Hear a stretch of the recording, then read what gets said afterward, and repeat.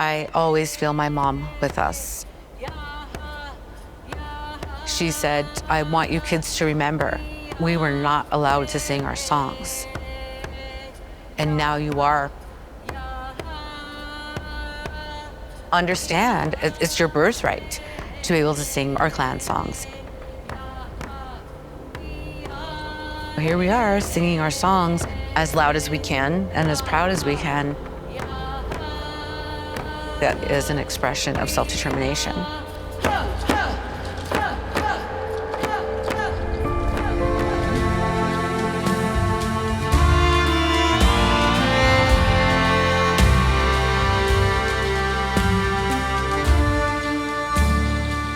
Kunashish dukachuhan, yadolte niuhat duasauk, daklawedi nahatsiti, tagish kwan, ka, daka kwan, dak ayahat. So my English name is Marilyn. My Tlingit name is Yadolth Tin, and I am a Killer Whale Crest Daklawedi clan here in the Carcross-Tagish First Nation in the Southern Yukon Territory. Long ago, the caribou crossed where the water was narrow. Carcross is shortened from caribou crossing. In Tlingit, it's Natasahin, which means narrow water. It became a place of commerce and supplies. The Indigenous people in Carcross were all over here on this side of the river. It was known as the village.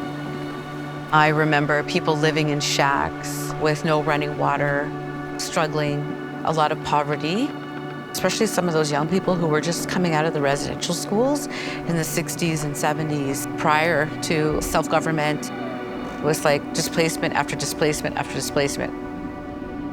Here in the Yukon, we were not a part of the treaty process that happened throughout Canada.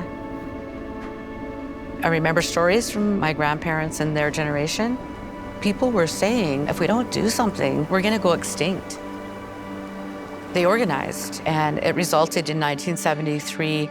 All the chiefs from the Yukon, they went to Ottawa, and they basically said, you do not have a treaty with us. Canada signed some agreements and treaties. Every Canadian needs to know the story. If you live in Canada, then you are a treaty person. It's an integral part of our history and who we are. When we're so focused on reconciliation, that's a part of it.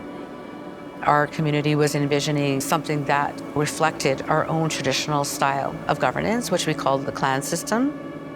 The whole concept is that we have the ability to structure our own governance and government in a way that makes sense to us and is relevant to us, rather than an imposed system by the Indian Act.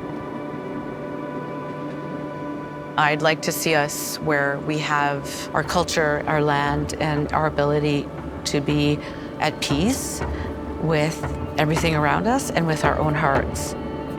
Just calm that inner beast of trauma.